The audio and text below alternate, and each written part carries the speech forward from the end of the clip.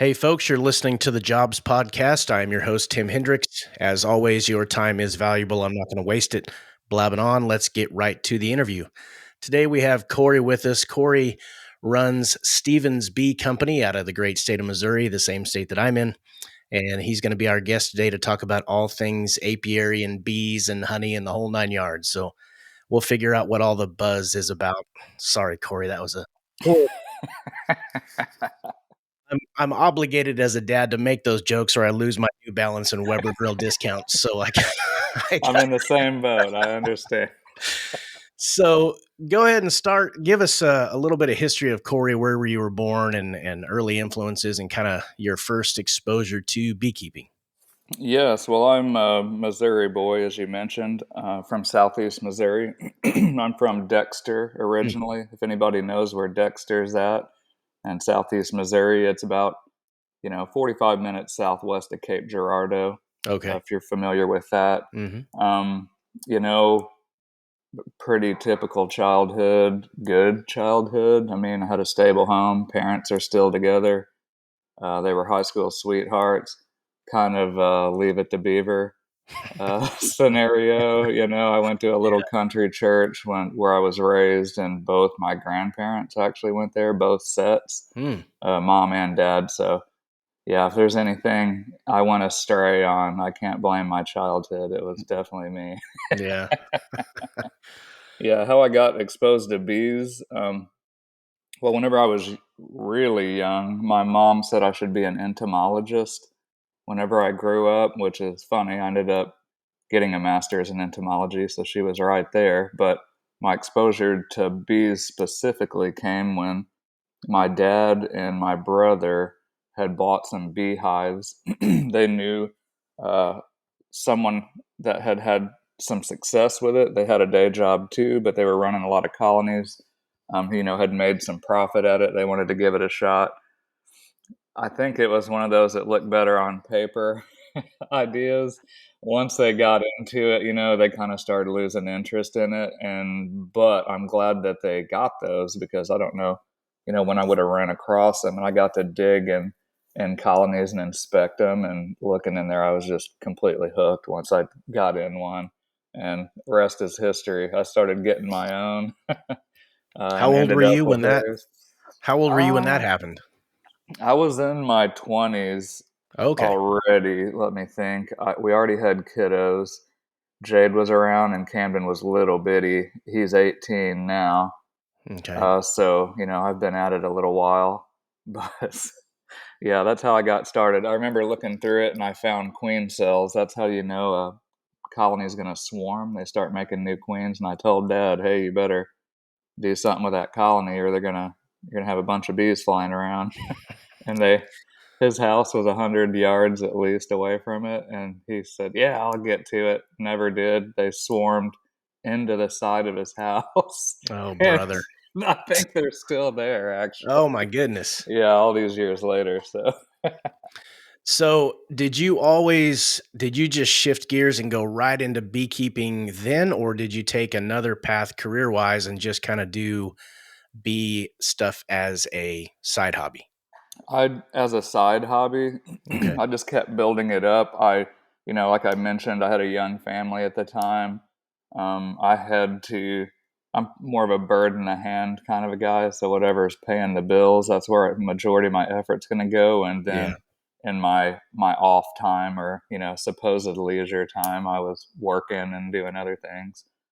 But the bees were a part time deal, and then they gradually just kept growing.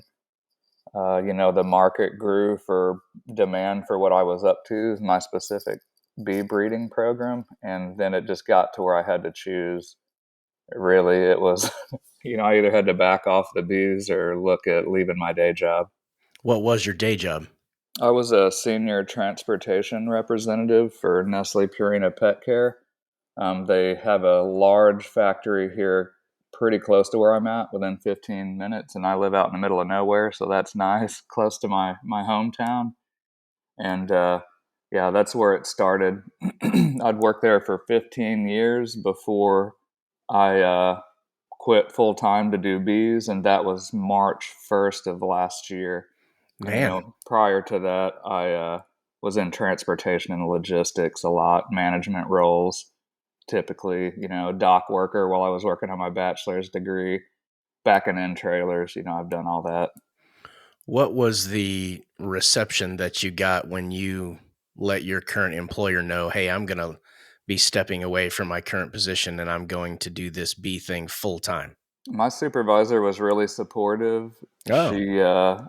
I gave him a 1 year notice actually. Oh, And okay. so she kept checking in with me, like, "Are you sure? Do you wanna? You're welcome to change your mind. We Yeah. would love to keep you around."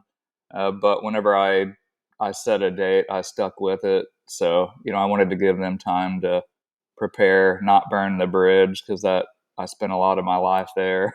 Mhm. you know, they're a big company, a lot of opportunity, so I definitely didn't want to burn that bridge. Well, it's But nice when you've got a good relationship to where you're being fair to them and they're gonna return that favor. absolutely. Yep. Yeah. I mean, bees, it's agriculture. I knew full well, the risk I was stepping into. Mhm. And so I figured, which I've never burnt bridges with an employer in case you had to backtrack or you needed a reference from them. It's just not a great policy in my Yeah. estimation. I remember my dad always telling me, he says, telling off a bad employer feels good for about 5 minutes, Hmm. but when you need that reference, it's better just to find something else and move on if that's the time that you're in, That's as opposed to exactly. just burning that bridge. No Yep. need to make enemies needlessly. That's So, some wisdom from dad. yeah. So let's go back to the early days in bees. What was it about just the beehive? Was it the honey? Was it the maneuvering and the movement of the insect itself? Or what was it that really drew you into bees? Or was it just everything? I think it was all of it. I think honey was kind of the just a cherry on top. I was more interested in the insects and how the hive functions Mm, itself. I always tell people I'm a wildlife biologist at heart, so okay. I always loved learning about plants and trees and things of that nature. And then once I figured bees out, it gave it a whole new dimension because the two interlay nicely. The stuff you wouldn't even think about that's in your yard or in a fence line, trees, shrubs. People think about flowers as, roses and tulips and that kind of stuff, but there's so much diversity in wild trees and whatnot that they get pollen and nectar from that it really opens your eyes to, the environment a bit more. And then whenever you dig through that, I say dig through it, if you look at a beehive, there's frames in there. Okay. So a standard box will have about 10 frames and you can pull them out and look at them. And so I looked at it kind of like reading the pages of a book because you can tell if there's nectar and pollen coming in or not coming in, and then the bees will react to that. So it's really dynamic and constantly changing, and just what they do and how they do it is just mind blowing. Really seeing all the different colors of pollen coming in. And then once they start getting that protein, the brood nest and the hive will expand, and then they'll swarm oftentimes, like I mentioned. That's quite a spectacle if you've never witnessed it. It could be terrifying if you don't know what's going on, but magical if you do. Well, I think some people, they kind of bunch up bees, wasps, yellow jackets, which they have an awful attitude. We had some in our crawl Mhm. spaces last year, but they kind of, because they can sting and there's a million of them, they just kind of seem to, bunch them in. But bees are, I've kind of warmed up to bees a little bit. Wasps are still jerks, and I don't care for them one bit. I agree. But I think they're not just going to randomly sting you. There's typically a No. reason why they're going to do that. And you watch some of these YouTube videos. When I was preparing for our interview, I was trying to do some research on apiaries and beekeeping. And it always impresses me. You'll see those guys out there that they may have a hood on, but some of them will just have nothing but jeans and a t-shirt.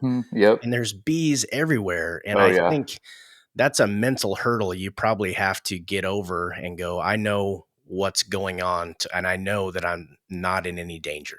Yep, you're exactly right. And I mean, you can still get stung. So even if you've got a suit and even if you've got gloves on, Occasionally they can find a way, especially if you get them really agitated. But Hmm. it's, I don't know. I feel like they're kind of like horses too. I hear some people say that they Yeah. know if you're scared and like they'll act differently. Hmm. Bees are the same way. Like if you go in there and you're calm and you're fluid moving, you're not jerking and slapping or swatting, Yeah. stuff like that. They completely react different. So I typically don't wear gloves because I'll handle the queens oftentimes, marking them so I know how old they are. I keep track of who their mother is. So it's important for me to be able to handle them, and you can't safely handle a queen with a big pair of rawhide or leather gloves on. It's just not possible. But yeah, just being calm and walking through there. And some people hear that buzz and it terrifies them. I Hmm. mean, justifiably so. In some instances, you might need to run. You might need to run. But it calms me for some reason. That buzz and that hum of them working. If they're angry, it's a higher pitched buzz, and they'll let you know they're not happy. But when everyone's happy, they're working, they're eating good, it's just a real calming hum. I love it. The birds chirping, the sunshine, and Mm. it's hard to beat. That's your slice of heaven, isn't it? It is, yes. The thing when I was watching some of these YouTube videos, I would see these folks and I would see just a pile of moving bees, and they Hmm. would say, "Oh, there's the queen." And I'm like, Yep. "How they all look exactly the same. How how do you I mean, that just takes experience. Your eye Yeah. is just I know what but what is the differing identifier? What is that one thing that lets you go, that's the queen? Is it the length Her or Yeah, her length, although like if she slows down egg laying, like if there's not a lot of nutrition coming in or they're about Mhm. to throw a swarm and the queen will stop laying, her abdomen will shrink down. That makes them a lot harder to see because that large, longer abdomen when it's full of eggs really stands out, and her thorax, her midsection, does too. It's wider than a worker bee's, and it's usually shinier, where the worker bees will be a little bit fuzzier. So she's just a little bit bigger. Another thing, like the drones or the males in the colony, they're larger too, so they'll catch your eye. I think my eye picks up variation Mm. really well. Like if I look out in a patch of clover, I pick out four-leaf clovers pretty quickly. Hmm. I think it's just my brain picks up something that's different out of a crowd, Their so to speak. markings the Yep. markings will be the same, though? I mean, the size will be different, but the striping. No, they're not. The ones I have, the workers are striped, but the queens are more of an orange or like a deep reddish color. So they stand out a bit more, but that depends on the bees because I've got some, from feral or wild stock that I've worked with that are striped similarly to a worker, but it's different. It's like thicker banding, and Hmm. then some queens are just really dark. Their abdomen too, and those are those are definitely harder to pick out.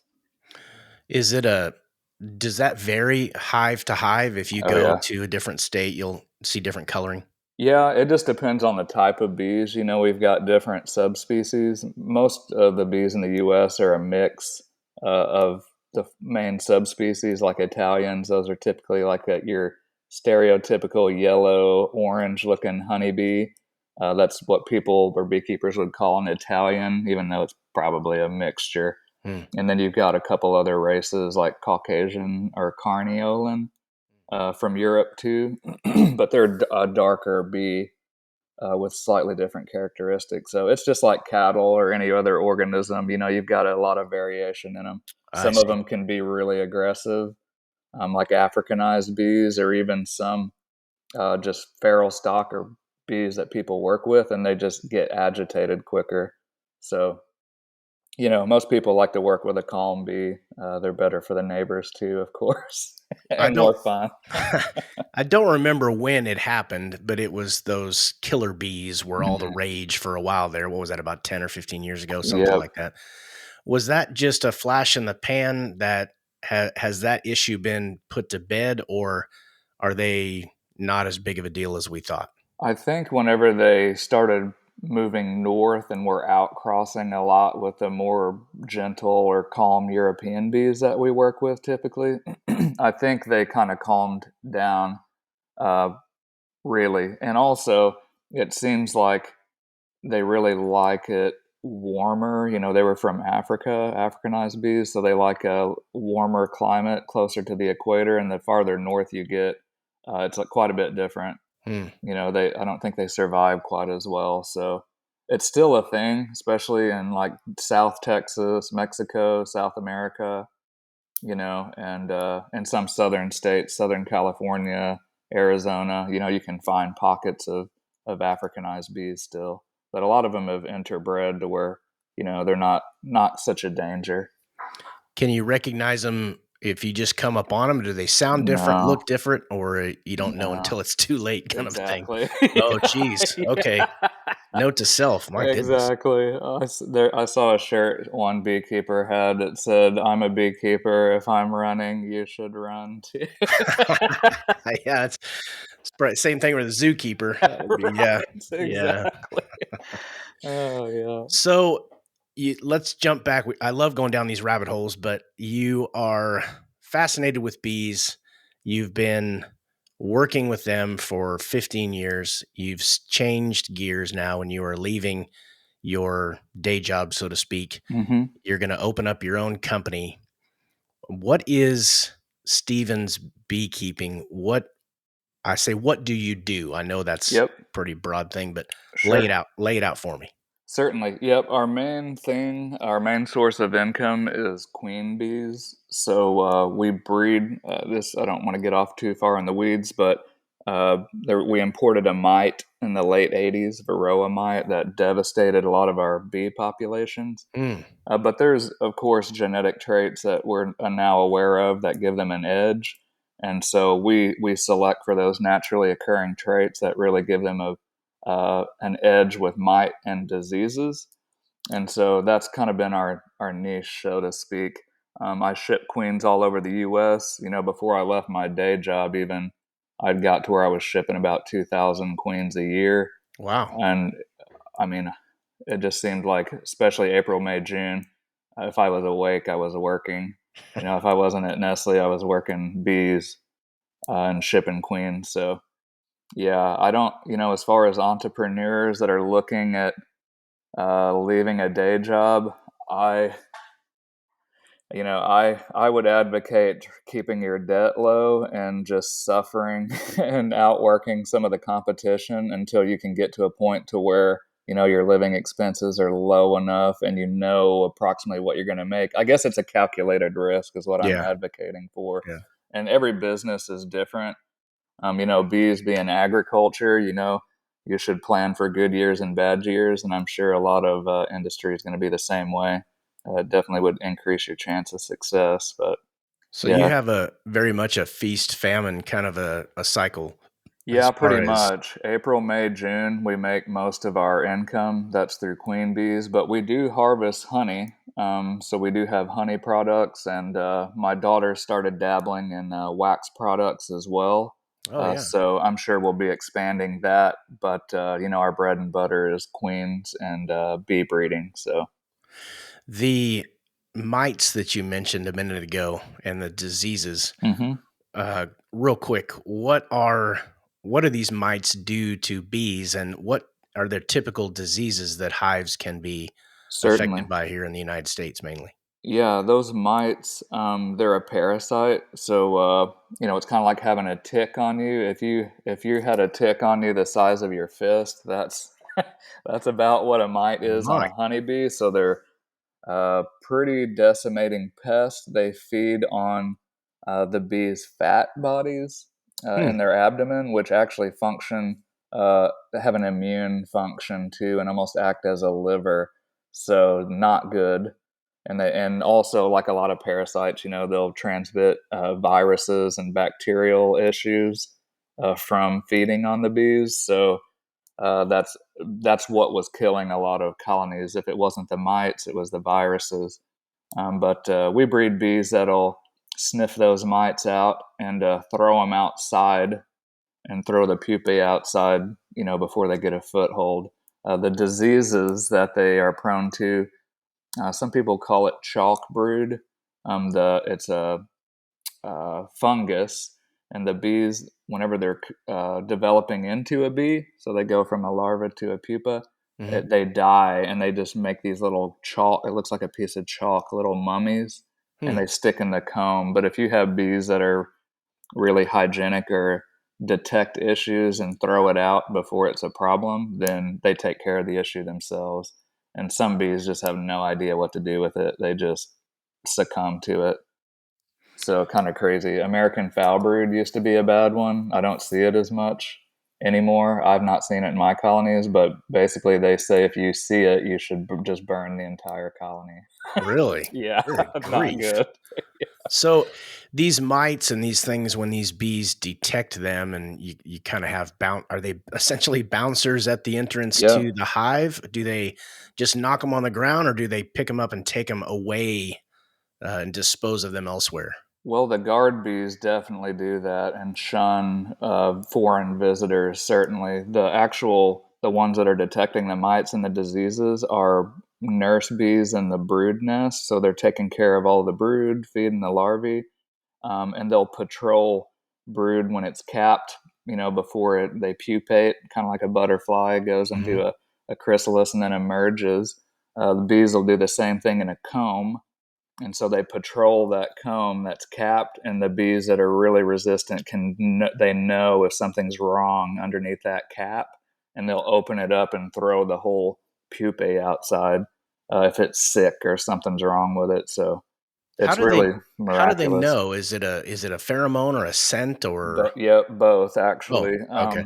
We know that whenever brood is stressed, it's just like people. If you're sick, something's wrong. A lot of people, I'm assuming people, organisms will emit a stress pheromone, Hmm. or that they're sick. Those bees can detect sick brood Hmm. and parasitize brood if something's wrong. Where a lot of bees are oblivious to it, so it's a genetic trait. Quite interesting, but they smell it. It's olfactory for sure. So they will essentially do they encapsulate whatever is in that?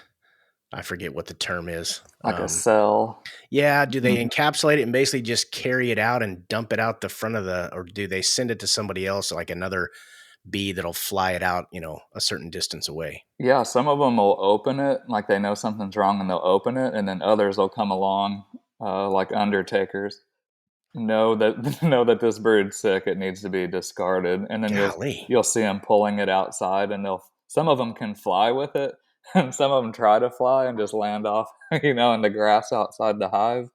But as long as it's outside the hive, that's the thing. Because if that sick brood emerges, I mean, the first thing that they do is clean their cell and then start feeding their sisters. Mm, And if they're sick, yeah, they just it's spread just it. like exactly because they feed each other through their tongues. So it'd just be like kissing someone with the flu Mm. and then going around the whole town. Not good. No, what is really interesting to me is I hear you talk, they have all of these unique positions. You have the nurses, you have the Oh yeah. bodyguards, you got the queen, you got the undertakers, and Hmm.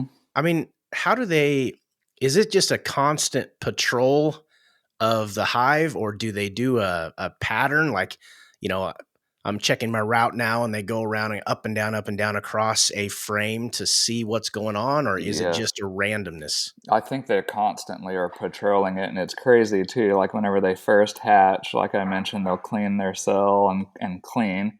Then Hmm. they'll eat a lot because they haven't eaten in a while. Then they'll start feeding brood. So it's weird. Like certain age groups have certain assignments. So you've got nurse bees; those are young bees that are feeding brood and Hmm. just patrolling the hive looking for stuff that needs to be fed. Then a little bit older, then they're more hygienic, carrying out refuse. They'll start to fly. And then whenever they get a little bit older, those are the ones that are bringing in pollen and nectar. And then the really old bees that are crotchety, those are the ones that are the guards at the entrance. They don't take any lip from anybody. So That's a yeah, perfect role. Yeah. right, exactly. But it's just crazy. It's age dependent. Like their roles change as the bee Huh. matures. It's completely it's really cool. What is Really. the average lifespan of a bee? It depends on which bee you're talking about. If you're looking Okay. at a queen bee, which is kind of crazy that queen and worker bees both start off as a fertilized egg. It just Mhm. depends on how they feed them, what they turn into. Queen bees, I've had them last 5 years. Oh, The record is a couple years more than that, I think. I think they've had them last 7 years documented. Um, so that's quite a long life. But worker bees, like in the summertime when they're working, is about a month to 6 weeks is their lifespan. Kind of crazy. man, life of a guy. You just get chewed up and Yeah. spit out, man. Well, That's that is the boys, the drones actually, they don't stay in the hive year round. They keep them, they start raising drone brood in the spring when they're making new queens. Mhm. And then if the nectar and pollen shuts off or it's wintertime, all the boys get thrown out. Get thrown Good out. grief. It's rough. Man, it's tough being a guy in the It's in the tough. bee industry. Exactly.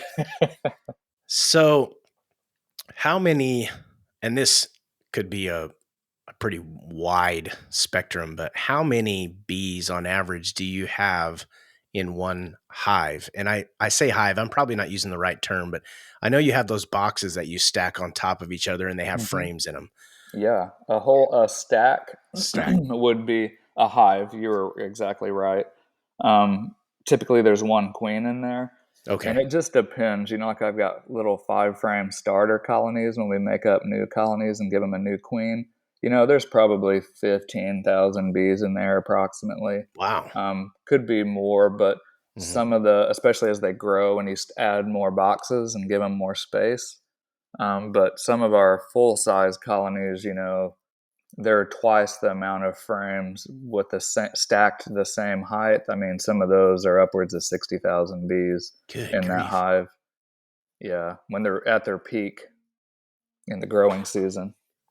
The wintertime, how do bees keep essentially stay alive? Yeah. Is it an internal heat generation? Yep, that's exactly it. Okay. And it's all dependent on honey. Like they have to store enough honey to make it through winter, which is kind of crazy. They just go dormant. So if it's January, which happens frequently in Missouri, as you know, it gets Hmm. above 50 degrees, Yeah. starts making us think about springtime. If you go out there and look, the bees will be flying, Hmm. going to the bathroom, looking to see if there's something to eat.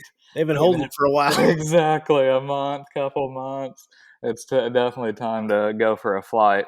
Yeah. And so, they'll go look for food, but it's all dependent on that honey. Really, it's hard to freeze bees to death. I mean, Hmm. my bees have seen like negative 28 air temperature here, and they're on open screened bottom boards Hmm. off the ground just a little bit on cinder blocks.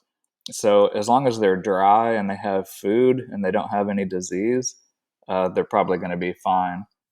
So, But do you get beekeepers in, Michigan or oh yeah, Wisconsin? Okay. Canada. Okay. Yeah, I spoke last March to Manitoba Beekeepers Association, Hmm. and they keep them inside. They call them wintering sheds, where they keep it low enough temperature that they won't fly, but not cold to where they're eating as much honey, and then they circulate air through it, and they'll keep them in there for months. It's crazy.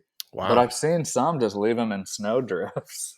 Well, I mean, I guess that insulates them, doesn't it? Oh yeah, exactly. Yep, you'll Huh. see kind of it'll a little hole will come up through the snow where the heat coming from the bees is, and you can kind of tell where they're at oftentimes. But I've seen pictures of some that were just in a snowpack for a while.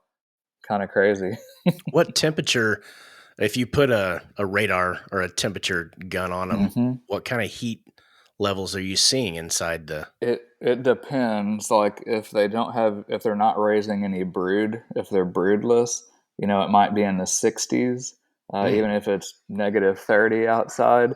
But if they start raising brood, like here, that's January or February. Yeah, if you shoot it with a heat gun, the center of that'll be about 93 degrees, Wow. regardless of what temperature it is outside. If it goes -1, And it'll be 93. that's just movement generated. It's just Yeah, constantly cycling. it's I think they flex their wing muscles to generate heat, and then that honey is what they use to burn fuel. So if they run out of honey, they're done. They'll freeze.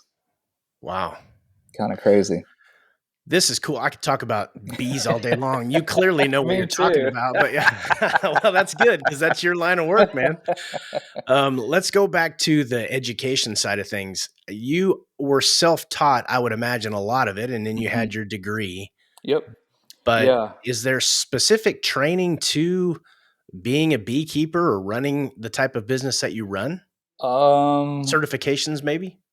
I mean, there's stuff that would assist or maybe give you credibility, but a lot of it you just have to learn yourself Mm, or learn like as an apprentice from somebody. I learned a lot from books and then it was trial and error.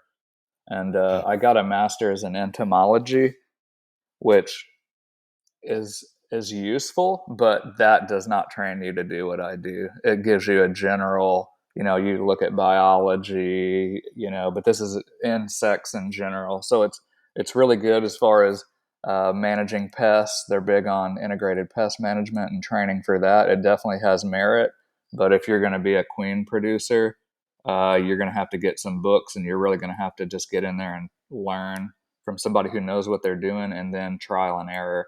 Because even reading a book gives you a foundation, but until you have that experience, yeah. it's just head knowledge. It's not. It's disconnected in some ways. Are bees are they I'm trying to think of the right term.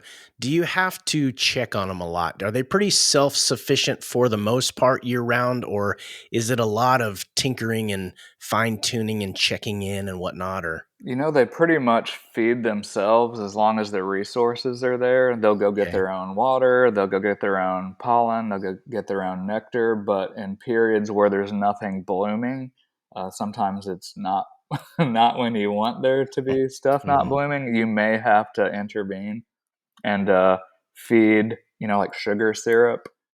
uh, Okay. I don't feed my colonies a great deal. Mainly the ones I feed are the ones that I have raising queens because I don't want them to go without. They need to be well fed, well nourished queens because she's a big deal. She's important.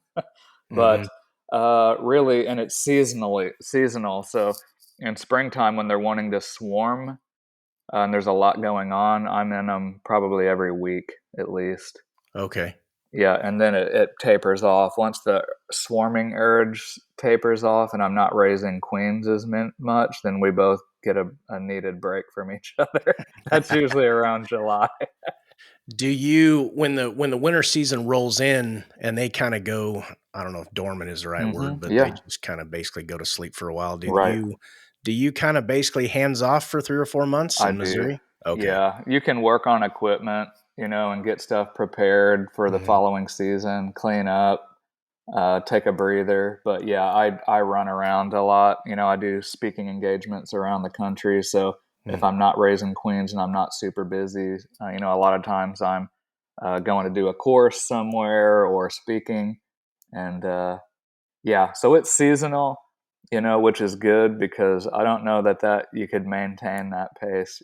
I couldn't year round. I would definitely have to have some help. What, when you do these speaking engagements, who are you doing these speaking engagements for, and who are the folks that you're seeing attending these? Are you getting the younger generations interested in it? Oh yeah, definitely. We see a lot of the younger generation coming up that are interested in bees or being outside and connecting with nature, making their own honey, Nice. or want to run their own little side hustle. Mhm. We see that a lot. But most of the people I'm speaking to are beekeepers mostly.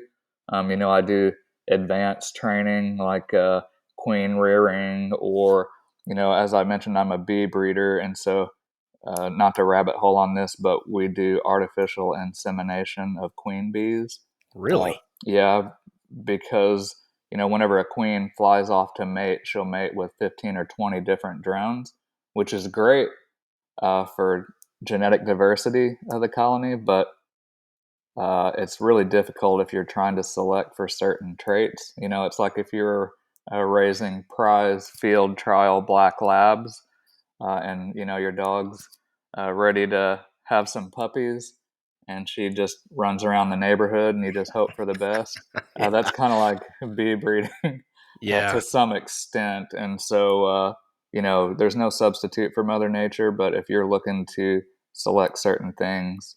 Uh, Instrumental insemination is pretty useful tool. So I teach that. I taught it for Penn State the past couple years. Hmm. I've got one coming up down in Alabama. Someone had a research grant, and they're establishing a breeding program. So I've got that coming up, but just a lot of general talking to beekeepers and some people that aren't beekeepers. Like this last week, I had a little local homeschool group here. I wanted to know if I could bring a little observation hive where you can Huh. see the queen and the bees through the glass, Yeah. and just give them a little rundown on why bees are important and about bees. So it varies. I teach a lot of advanced beekeeping, but sometimes it's people that are just kind of getting a crash course in it. You just mentioned something there. I think I know the answer to this, but why are bees important? Bees are extremely important, mainly because our entire ecosystem hinges on them as far as pollination. The main stuff we think about is stuff we like to eat. That if you don't have insect pollination, which bees perform the vast majority of, you won't have watermelons, cantaloupe, cucumbers, anything that's insect pollinated, almonds, peaches, apples, the works. So we Mm, would still eat, but it would be stuff that's wind pollinated or self pollinated. And a lot of the stuff we really like to eat, man is trying to develop like non insect pollinated varieties, but it seems like it's hard to fool Mother Nature. A lot of yeah. times, even in cotton, the insect pollinated varieties outperform the ones that we try to skirt Mother Nature. And Hmm. so, really, our entire environment is hinges upon it. And I mentioned the food crops that we love to eat and we need, but it's far deeper than that. Like your maple trees, elders, uh, elms, just all these wild trees and shrubs that nobody really thinks about. Without Hmm. insect pollination, they wouldn't be able to reproduce either. So, if we lose honeybees or native bees, really we need both because they prefer different things for diverse pollination. If we lose them, our environment ecosystem starts to unravel, which is less than ideal. Yeah, to say the least. The color of the honey, we have some local guys where I live that have a bunch of hives, and they sell it locally, and I buy it Hmm. periodically. And I noticed that it's different every year. Oh yeah. Sometimes it'll be the real clear gold, and Hmm. sometimes it's that dark red, and Red. Oh yeah. and that's my jam right there, man. I That love that dark. kind too. Oh yeah, and I don't know, is that clover that makes it that dark red? It can be, and even if you look at clover, it's so complex. It depends on the soil pH, how much rain you get, Okay. affects the color. Even just one floral source, but all the floral sources that are out there, there's different tastes, different consistencies, different colors. It's really bizarre. So if people say they don't like honey, it makes me wonder which honey they tried because they taste so much different. You may not. There's some honeys I don't like as much. I'll still eat them. Like buckwheat. Uh, Mm. there's a couple other honeys that are kind of strong tasting, almost. If you're used to them, they're great. It's still sweet, but some of them are a lot more favorable to the general population than others, and that's the cool thing about it. And going to these big bee meetings, beekeepers, they'll swap honey, and you get to taste honey from all over the place, and it is crazy how Oh, different the colors are and the flavor. And even looking inside the same hive, you can one frame to the next. Oftentimes, is a different color. Uh, even in one season, just because they may be on wild plum and they may be on autumn olive or these different sources from week to week, even. So it's really cool. I don't think I've ever had honey that was made in an area where they have a lot of alfalfa, and I Yeah. always loved the smell of alfalfa, but I Oh, don't know if that translates into. it does. Yeah, Does it? it Okay, does. I gotta get me some of that. Exactly. A lot of it's up north where Okay, they grow a lot of alfalfa. okay. Also, there's a lot of sweet clover up north. Mhm. And wow, I mean, I like white clover honey too, but sweet clover honey is just so unique. It's wonderful. It's a lighter colored honey too. Spectacular. I've never met anybody that didn't like honey, but I'm guessing that you have? Yeah, occasionally I'll run across someone. Actually, my grandmother, she passed away a couple years ago, but she Mm. told me whenever I was keeping bees, I don't like honey. And at some point, she tried mine. This was years after I had been keeping bees, and she's like, "Oh, can you bring me some honey?" I go, "Yeah, Ah, sure." I thought you didn't like it. She's like, "Oh, I thought I didn't, but right on. I You're on to ate something. some." And that makes me wonder, what honey did she try? Was it like a darker, really strong, like a buckwheat or something that made her think she didn't like it? And then she tried a different variety, and she loved it. So, if anybody out there listening doesn't like honey, I would urge you to sample a few varieties before you conclude that, because there's a lot of different tastes. I would wonder if what she had was even honey because you keep hearing about all the stuff out there that's labeled as honey, but Yeah. it's a synthetic or high Yep. fructose corn syrup or whatever. Exactly. With that, actually, I would think honestly, if people don't like honey, a lot of times it is actual honey. It's just an odd or less desirable nectar source. A lot of the Okay. adulterated honey, like you mentioned, high fructose corn syrup doesn't have a floral taste. It's just sweet. Mm, And so if you have honey that just tastes sweet, there's no, occasionally you'll have nectar sources that are less floral or have less of a smell to it, but really adulterated honey, a lot of it's just sweet. It doesn't, you can't taste that mm. floral note, and that, I don't know how to describe it, what gives it its flavor. So yeah, Yeah. but that happens a lot because you can produce it really cheap elsewhere. We Yeah. didn't have testing for a while, so it was a really attractive to honey packers because it was so cheap, and they weren't testing it. So a lot of people would, it'd be like half honey from China or India or wherever, and then they would cut it with rice syrup or high fructose Mm. corn syrup, and no one would pay attention. The beekeepers would protest, but So that right there is reason enough to go to a farmer's market or find somebody absolutely. locally that sells legit, real local honey. That's the U.S. best honey, stuff. Yeah, yeah. exactly, Right on. absolutely. So you had mentioned a little bit ago, I like to dive into areas of specialization in people's careers. And I know that you sell, I'm probably going to butcher this. Is it Nuke or Nuke? Nuke. Yep. Nuke. Okay. You sell those. Yep. It's short for nucleus colony. Basically, if you have a big hive of bees, if you go in and take some brood frames from them and Hmm. some honey and put it in another little box, like a 5 frame box, and move it, you've got to move it a couple miles away, or they'll go back home. They're like little Oh, GPS units. So you divide that colony, make up a nucleus, and add a new queen to it, and it's a new colony once that queen is laying. And then that's a really good way to start beekeeping, as a nucleus colony. Some people will buy packages where it's just a bunch of shook bees in there, like 3 pounds of bees with a queen, but they've got to build their own comb and get started. Where the nucleus colony is already rocking. They've got 5 frames of comb and honey and babies, and yeah, that's a good way to start if anyone's interested in starting bees. how do you ship those? Because I would imagine that the FedEx guy would be a little worried if his box is buzzing. Exactly. Most of my nucleus colonies are pickup only, so people will come to the farm, Oh, pick them up. okay. But the queens, they ship next day air, all over the lower 48 states. And it is kind of funny because I remember taking queens, a big stack of queens, to the UPS store the first time. And they're noisy at times. Like Yeah. it's like beep, beep, beep, beep, beep. They call it queen piping.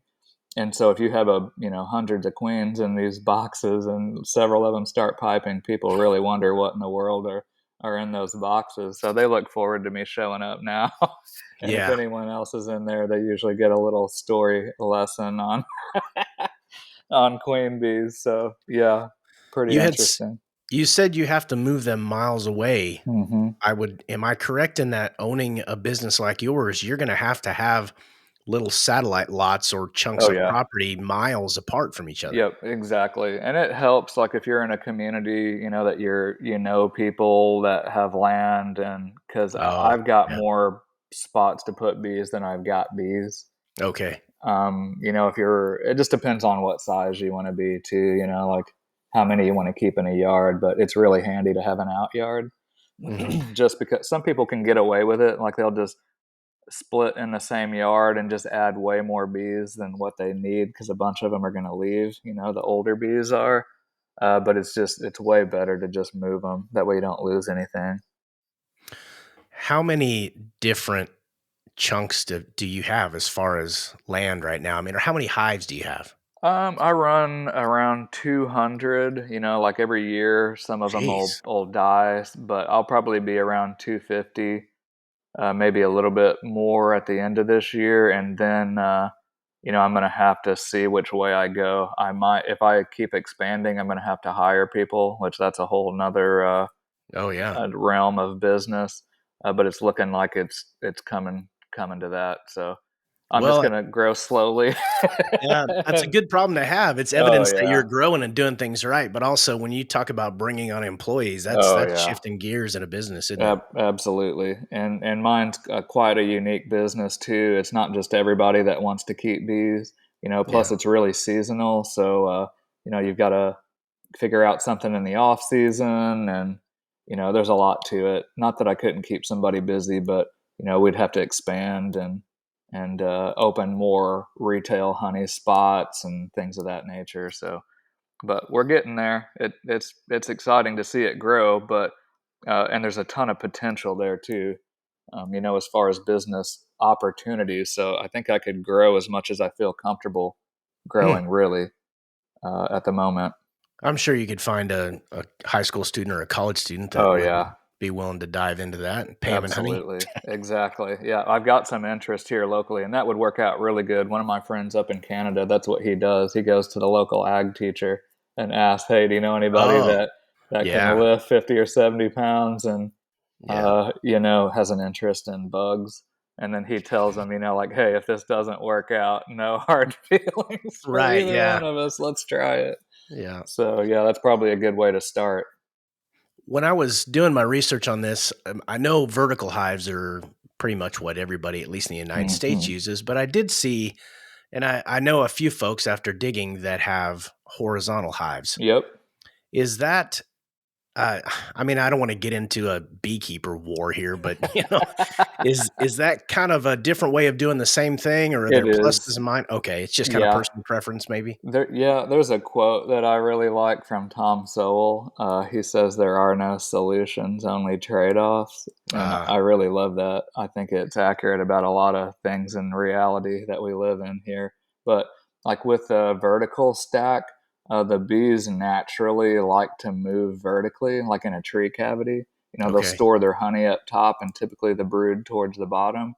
But those supers are heavy and they get tall at times. So the Hmm. beauty of the horizontal hive is you don't have to lift those stacks so much. You're more doing it on a frame by frame basis. So it's really good if you've just got a few colonies or you have back issues. The horizontal hive could be a good way for you to uh, be able to look through your colony and manage it. But if you're Okay. going to scale, um, you know, pretty much 0% of commercial beekeepers use a horizontal. They're using a standard Langstroth, which is the Okay. vertically stacked, like you mentioned, because they can just pull supers off, take them to the shop, and that colony is still fully functioning. Whereas if you could do it, even on a mid-size scale with the horizontal, you'll just have to have another box that you can move that to take the honey for extraction. You would just have to plan for that. So it's totally doable. Just a little bit different approach and size and end goal, I think, is the variation there. So if you're wanting to be a backyard breeder where or you have a small homestead and you just want to have honey for you and maybe your parents or some Hmm. close friends, the horizontal might work. But if Exactly. if you're wanting to do it as a business, the vertical is where the money's at, literally. Yeah, I would say so. And Okay. two, like some of the horizontal hives, there's like a French design with really deep frames, which is actually better for the bees because they have more. space that they can move vertically into honey stores in the winter, Okay. but it's not standardized. So if you go buy a Hmm. nuke like we talked about from somebody, they don't have those. Right. They have like a standard sized frame, which is amazing because then you can just go buy it and it fits right in your beehive. That's Mhm. the beauty of the Langstroth design. But some of the horizontal hives use a deep standard frame, so that's just something to think about. Standardization is really good, Yeah. especially if you're going to be retailing. You almost have to have a standardized frame. So it doesn't mean you can't do it with horizontal hives. You just have to make sure you use a Langstroth deep frame. Is the horizontal design something that you'll find in Europe or overseas, or is it just Yeah, kinda mix and it's match globally? It seems like it is global, but I mean, you do Okay. see some use in Europe, and with Europe, they're just like we use the metric system, or sorry, we use a our system. They use the metric system. It's the same way. Like they'll use different frame sizes for Okay. standard, so it kind of depends on where you're at. But I've Mm. seen these really cool hives too that they have in like a little mobile trailer, and you can go inside it and like open it like a file cabinet and look at the Mm. frames. So that's kind of a horizontal Yeah. variation too. That's really cool. And then they can just hook up to the trailer and leave. If they need to go pollinate something somewhere. And I've seen those used commercially. So I can't Really? say, yeah, mainly in Europe though, and Right. Asia. Hmm. The areas of specialization you had mentioned that, I forget who it was in your family was gonna do beeswax stuff or, My uh daughter. Yep. okay, yeah. So you have the nukes, is that the right Yep. way to say that? Okay, you hmm have the nukes, you have the honey, obviously. You hmm have I mean, you could do stuff on Etsy. I've seen Oh folks yeah. selling beeswax lip balm and Absolutely. lotion, and, I mean, there seems like there's a lot of things that you can do with bees and their products. Absolutely. Yeah, there's so much you can do with beeswax. I mean, I've seen furniture polishes, Oh, yeah. wood polish. I mean, Mhm. there's just entire books devoted to things you can make out of beeswax. But my daughter's kind of focused on lip balm and stuff along those lines, which I Yeah. think fits our model because I mentioned we're breeding for mite and disease resistant bees, so I'm Mhm. not using any kind of treatment, no chemical miticide, no antibiotics, nothing. And so really our wax is so clean. It would be cosmetic grade wax. So I think that's a Oh. fitting product to produce with that. But I have so much of it. I think we're going to start making a few candles too. Oh, there you go. What, there was a product that I saw, and I wanna say I saw this in a Whole Foods in St. Louis or something. Yeah. Was it called Royal Jelly? Oh yeah, yeah, What is that? absolutely. Remember I mentioned earlier that a female egg can turn into either a worker bee or a queen bee, depending on how they feed it. Yeah. Yeah. Royal jelly is what makes a queen. So I see. it's crazy. Whenever that fertilized or female egg hatches, they feed everything royal jelly for about the first 12 to maybe 24 hours. And then if they want it to turn into a worker bee, they feed it a dilute mix. And if they want it to turn into a queen, they just load it with royal jelly. That's all she eats. Hmm. And it's crazy because she's genetically a lot different than a worker bee. So she can't collect pollen, she can't shape wax. She'll live, years versus months. She's larger, she's fertile, she can lay eggs. It's crazy. So it basically changes their DNA. It's kind of I've read it described as an epigenetic change of her DNA, which is kind of mind blowing So just from eating that. what would be the benefit a human would I supposedly don't get? know. I Okay. honestly, I know it's really big in Asia, so they may have some literature on what it's Okay. good for. I know honey and propolis are hive products that absolutely have some medicinal and obviously food value. Royal jelly, have you ever tried it? No, I never have. It was I really don't even, expensive, so I didn't buy it. it is expensive, and I don't even know it is. I don't even know how to describe it. It has such a bizarre taste. Hmm. Like usually, if I have people out here, if they're helping me or learning queen rearing, I'll have them try a little bit, and I should video their face whenever they taste it. because they don't even know what to think. Like they've never put anything in their mouth that tastes like that. Is it not even like if you just gave it to a stranger that didn't know what it was, they wouldn't even relate it to honey? No, not at Oh, be all. dang. Yeah. Is it waxy? No, it's like it's kind of it's like a yogurt Oh, consistency. weird. Yeah, and it's kind of bitter, but a little sweet too. Ah, it's so bizarre. There's nothing I can compare it to, Hmm. really. Yeah, but it may have some health benefits. It's probably not going to turn you into a queen bee, but I, Well, at this stage in the game, I really hope a not, little but, late. yeah, Exactly. yeah. My goodness. Beyonce's probably drinking that stuff by the That's gallon, I it. guess, Exactly. and that's all I know about Beyonce, but, so what would you say that you like most about your job? What's the top 1 or 2 things that you just get out of bed for every day? I've always wanted to be my own boss. I just had to make it work financially Yeah, for my family and myself. I think that's it. I think the fact that I can prioritize what I need done, I don't have anyone telling me, and the flexibility in my schedule, which just comes with, like I said, there are no solutions, only trade offs. Self employment has its share of headaches as well, for certain. yeah, But just being able to set my own schedule, or if my daughter, her car breaks down or whatever, I can just adjust my schedule to make something like that happen. And it's a sure. lot more balanced now. Like Nestle always talked about work life balance, to where you're hanging with your family, you're doing stuff with them, you have your life put in order. Mine was not balanced for a long time. I just worked a lot, and my family helped with a lot of that. So I don't Mhm. regret it, but I wasn't balanced then, and now I feel like I've got more balance now. Seasonally, I'm extremely busy, but in the off season, I have a lot of flexibility to do what I want to do or what I feel needs to be done. The the nice thing about you, if you're to use the example, your daughter's car breaks down and you need to leave to go help her, you get things squared away and you come back. At a 9 to 5 job, you may just leave a couple hours early and then you come back the next day and pick up where you left Hmm. off. That trade-off when you run the show is I Exactly. come back and now I'm working until 7:30 or 8 o'clock Yep, tonight. So absolutely.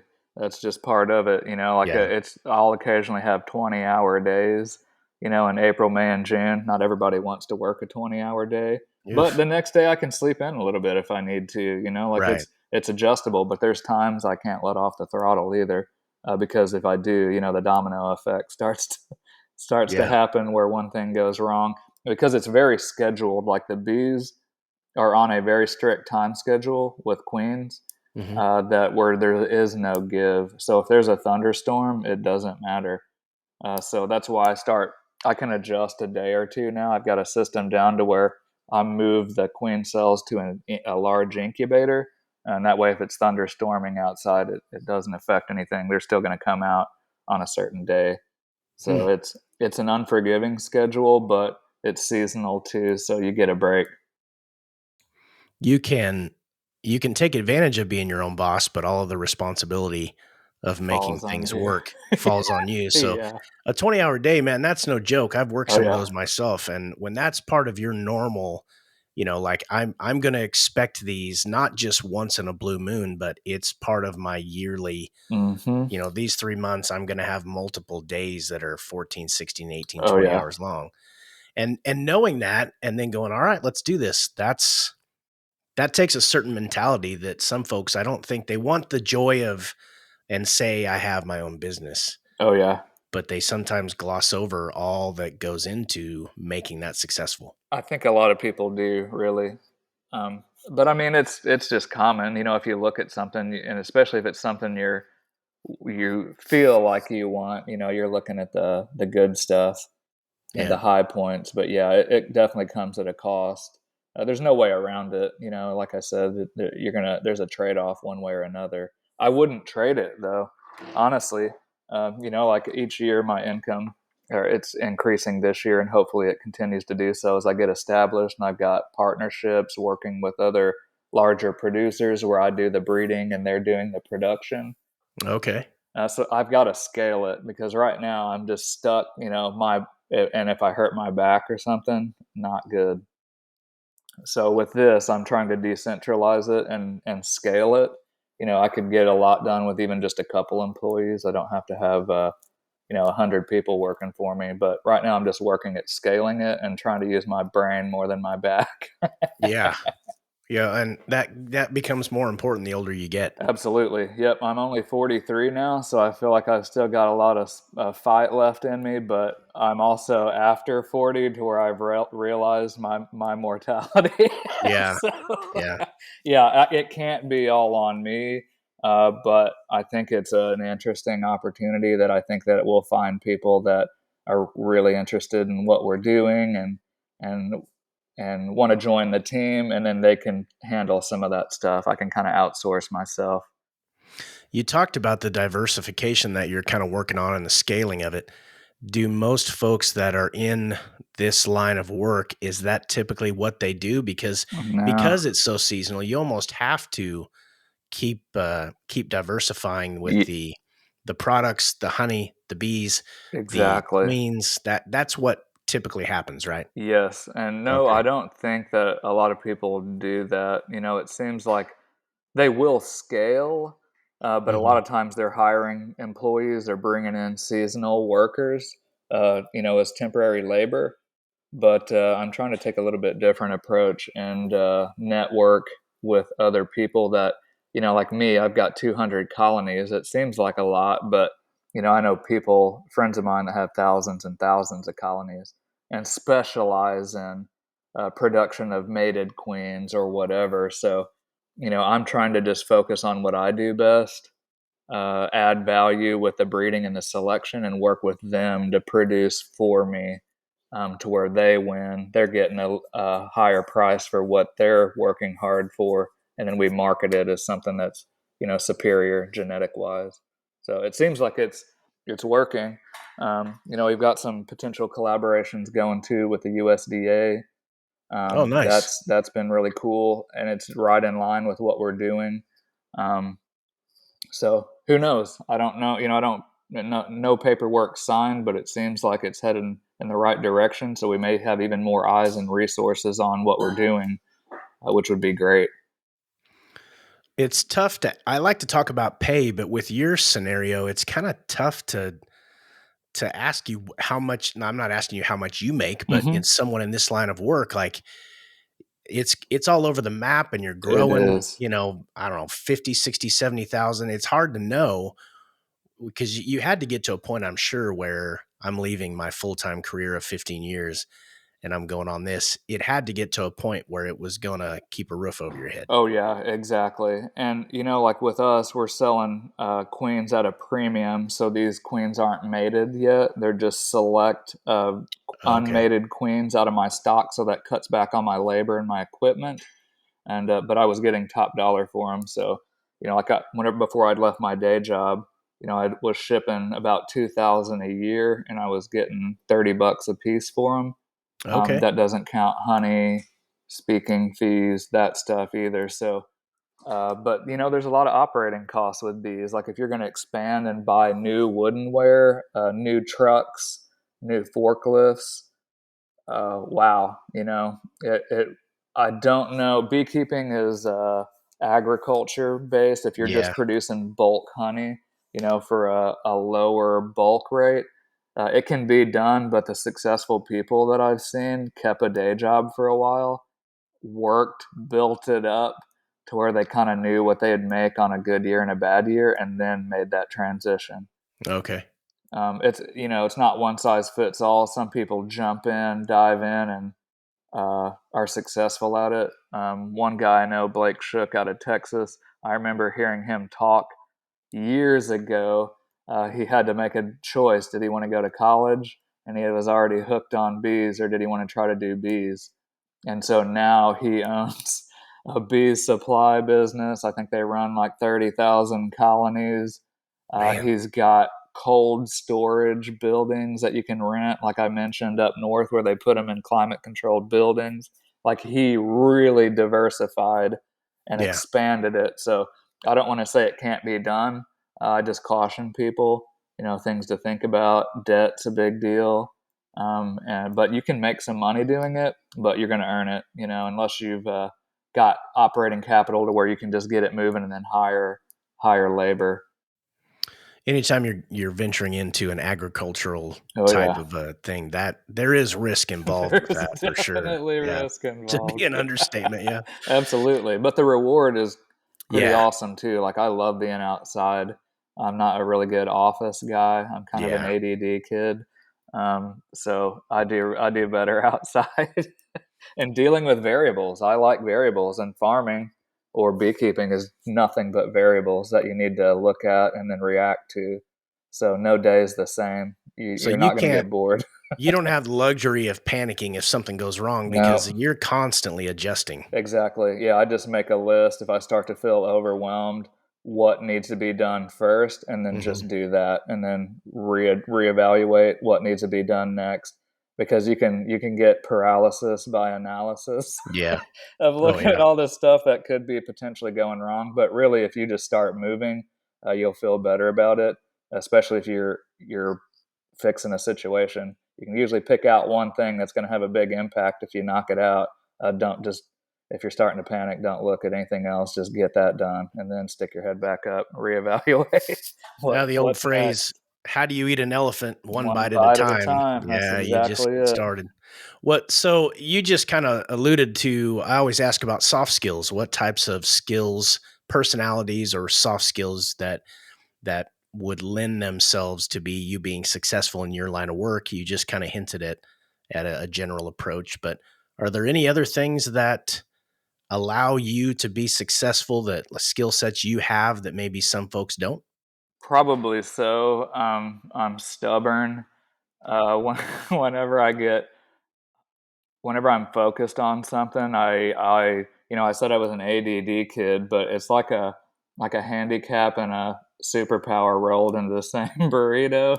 Like Yeah, if yeah. I'm not interested in it, it's hard for me to pay attention to it. But if I'm interested in it, like it's hard for me to stop thinking about it. Almost like analyzing it from different angles. So I'm pretty tenacious. I think you got to be tenacious to be in this business, probably farming in general. Mhm. Um, I'm extroverted. I love to talk to people. I love to meet new people. That helps a lot, especially if I'm going to be speaking or educating. I Sure. can work with difficult personalities. I've managed truck drivers for a long time, so Oh my goodness. Yeah, yeah. yeah, I can get stuff done. I can hear criticism if I've done something wrong. I can adjust. I'm not too proud that I think I have it all figured out. I learn new stuff every day. So I think that's part of it. Just working with people and looking for mutual wins. If you're just in it for yourself, it's going to cost you a lot, really. If you look out for other people, and like I was mentioning, my producers, where I'm looking for a mutual win. Hey, Mhm. if you produce my queens, I'll provide the breeding stock. You can make 30 or 40% more on the same stuff that you're already doing, and there's still room for me to make some money too to fund a legitimate world class breeding program. So looking for mutual wins and just uh, not being so self centered on yourself, I think too, that Do definitely you helps. do you find that what you just said right there, that approach where you approach another business and say, "Look, I want us both to win." Yep. Are you immediately met with a little bit of suspicion Oh because it yeah. it doesn't seem like most business is done that way. Everybody is expecting to be taken advantage of. Yep, exactly. And that's the thing too with customers is some of my best customers and most devoted customers, something went terribly wrong. Like the queens were lost or they showed up dead because UPS cooked them or something. Mhm. A lot of my most devoted customers, I think they expect you to just be like, well, sorry, Oh. but I'll go back and make that right.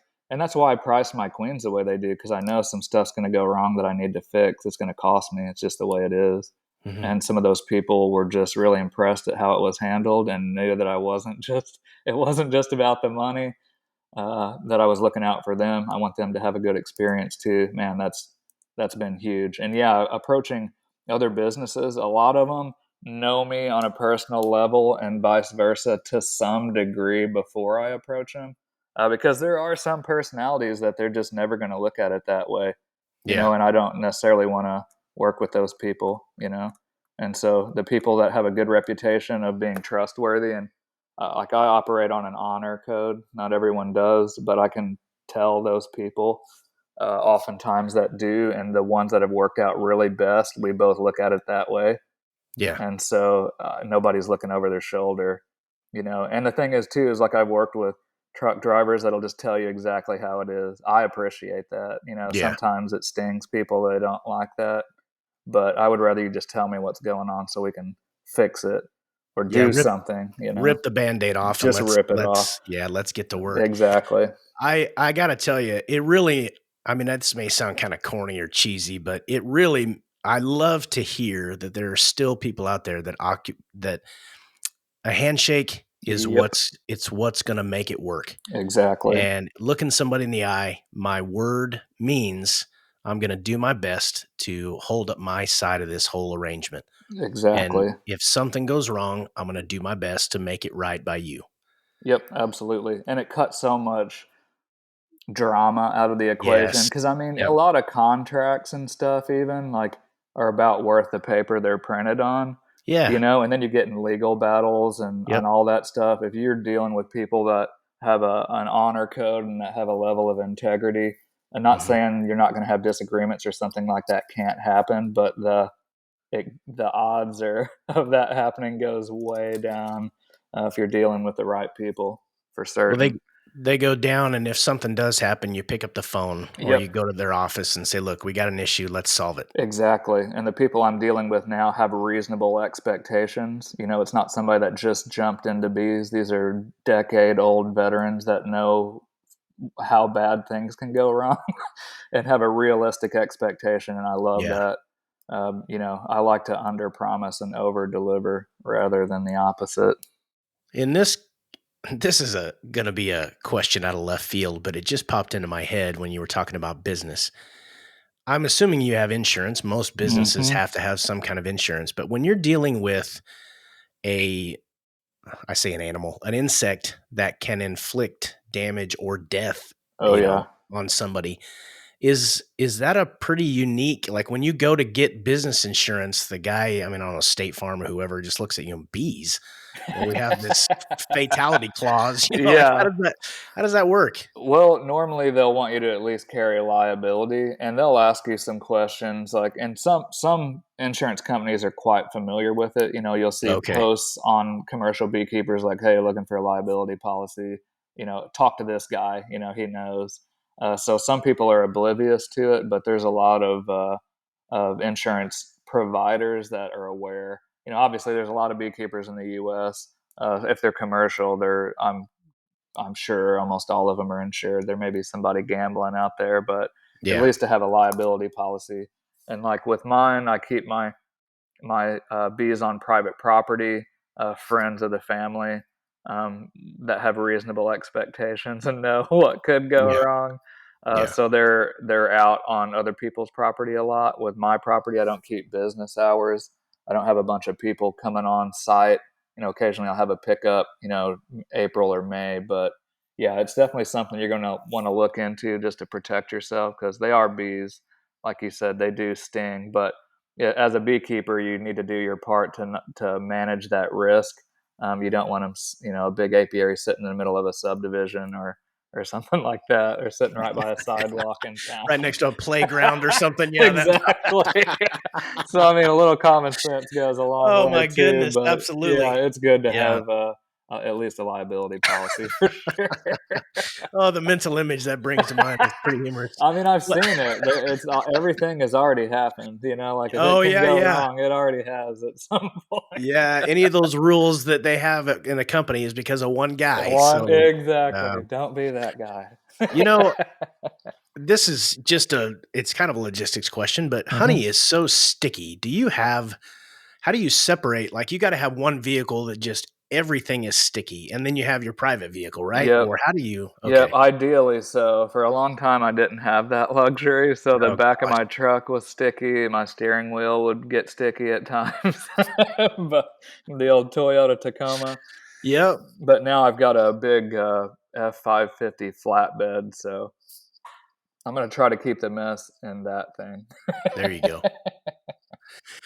Okay, now I'm not gonna put you on the spot, but I want you to be honest with me. Hmm.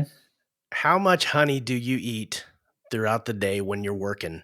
And Oh, has yeah. is honey still like I talked with a lady yesterday who her and her husband owned a coffee company and a roastery. Yeah. And I love coffee. I drink Me multiple too. cups every single day. It's the best thing that's ever I happened love to it. me. Besides my wife and my kids, of course. Exactly. Yeah. But, the funny thing about coffee is I've been drinking it for like 30 plus years, and that Hmm. first sip every morning It's just the touches your best. soul, It does so good. And I know. And I I mean, do you put honey in your coffee? Side note. I do occasionally. I Ah, don't yeah, I every figured. time, but Okay. I do. If I add any sweet to it at all, it's honey. I don't Mhm. typically add sugar to it. I like a little half and half, just a little shot of it in there. But I will drink it black occasionally too, or black with honey. That's pretty good. Yeah. When you try honey, just like out, you try it multiple times, does it still just like, golly, this stuff is so good? Yes, I love it. And Okay. with being a beekeeper and a producer, I'm a little judgy sometimes. So if I Okay. go to a restaurant and I try it, a lot of times I'm surprised. Like we were at where was it? Maybe it was a Colton's. It was a steakhouse. Me and one of my beekeeping friends. They run several thousand colonies. We stopped for a steak and a little conversation, and they brought rolls out. I'm like, "Hey, do you have honey?" Yeah, they brought some out, and I was like, I tried it. It was phenomenal. Really? Yeah, it was definitely white clover, so probably came from up north Dakotas or somewhere where they've got just fields of it growing. But it was Okay. spectacular. Occasionally, you'll get some that's been overheated or wasn't a great nectar source, but yeah, kudos to that restaurant in Sykeston. They've got some good honey. Right But yeah, on. I still love it, and I love trying different honeys. And some of them are kind of shocking. Not that they're bad, but they're just so different than what you're used to. A friend of mine brought me some, what did she call it? Red stringy bark from New South Wales, Australia. Hmm, Wow. It is so completely different than really? anything I've eaten here. Yeah. Is it the texture or the flavor or No, it's both? just the flavor. The texture, a Oh, little bit. It was just really dry. So hmm, I guess they have low humidity out there. So the humidity or the moisture percentage was probably like 14 or 15, like really thick. But hmm, yeah, it had such an interesting taste to it. interesting. Yeah. Is there another career if you could go back and shift gears and go down a different lane career-wise? Is there something that you always kinda thought, I would have liked to have done that," or is what you're doing what you think you were meant to do? I think what I'm doing is what I'm meant to do. But if I didn't find it, I mentioned earlier, I feel like in my heart, I'm a wildlife biologist. Yeah. I would love that. Definitely. I could get behind that. Just helping people manage their land and pointing out stuff that people just don't look at, as nectar sources and forage and cover for wildlife. It all ties together. I'm just a big nature guy. So, yeah, I definitely feel like I was made to do this. I wouldn't go back, but if I did, that would be something that I would definitely be interested in. Has anything changed, as far as the equipment or the technology in your time doing this, that has made your job vastly different, or is it just a nicer, maybe smoother, polished version of the same thing that they did 100 years ago? Yeah, that's pretty much it. Okay. It's kind of archaic, really. Like the hive design that you mentioned is a Mhm. Langstroth. It was invented by Reverend Langstroth, Lorenzo Langstroth, and it was, I believe, in the 1800s. So we're Mm. using old technology per se, but now we've got nice equipment. I'm working towards it. I got a big flatbed that I mentioned, and this year I'm looking at purchasing a machine, either a Bobcat with forks or an off-road forklift. So instead of moving these hives by hand, you can just pick them up, set them on a flatbed, strap them down, and take off. Or if you're harvesting honey, you can have pallets, special pallets to go around and set the honey on to where you're not carrying it all the way to the truck and you're not hand unloading it. So there's technological advances with handling equipment and extracting equipment that's really changed, but it's still a lot of it's still pretty old school. There's no way to have a robot keep bees, I don't think. Yeah. I just don't see it ever being a thing. There's too many variables, and yeah, you got to have a human checking The this nice thing stuff about out. all that is that you don't have to go to the gym after a day's That work is if you're good true. enough. Exactly. Yeah, exactly. So if someone wants to find you and find, I don't know what you sell besides the nukes or nucks, I Hmm. forget. What's the Nukes. Nukes. nukes? Yeah. If they want to buy your honey, can they buy that stuff on your website or what? Where can they find you first off? My website is my last name, Stevens, Stevens. It's stevensbco.com. Okay. I don't have honey on there now because I get wiped out locally, but Okay. I mentioned we're scaling. We're going to be going to pallets. I don't know where I'll stop as far as a hive count. There's a lot of variables in play, but it's looking like I will start putting lip balms, honey, and things of that nature online. Like with the Okay. queens, I produced everything and sold everything locally. And then when my production exceeded what I could get rid of locally, I went online. I'm already online with queens. And so I'm sure before long, I'll have honey and everything on there too. Awesome. Yeah, and you can contact me through the website. My email, stevensbco@gmail. Pretty easy to find. Okay. I saw you had a couple of YouTube videos as well Yeah, that I watched. They were pretty interesting. I So do. It's if you're just getting into bees, some of my conversations might be a bit much. I talk yeah, about that's how bee you breed. learn. Exactly. I talk about breeding a lot. I'm kind of in a specialty, a niche, so to speak. But yeah, definitely check out Stevens Biko on YouTube if you're interested. There's a lot of good rabbit hole material on there. Right on. Well, this conversation was, and I got to say it, unbelievable. I got to make those jokes, buddy. No, it was fascinating to talk with you. This is just a cool topic that I didn't know much about. And that's the great thing about this podcast is I learn all this stuff by talking with folks like you. So Awesome. thanks, man. I really appreciate it. I hope some folks can find you there at Stevens B Company and your business just keeps being successful. Tim, I really appreciate the invite. This was really good, quality conversation. I hope people get something out of it. I really Yep. enjoyed it. Thanks, buddy. You have a good day. Yes, sir. Thank you. And that wraps up another episode of the Jobs Podcast. Thank you so much for joining me today. Hopefully you found that interesting. As always, I wait until the end of an interview to ask you to like, subscribe, and share. I feel it's important that I earn that support from you. Thanks again, and we will see you on the next one.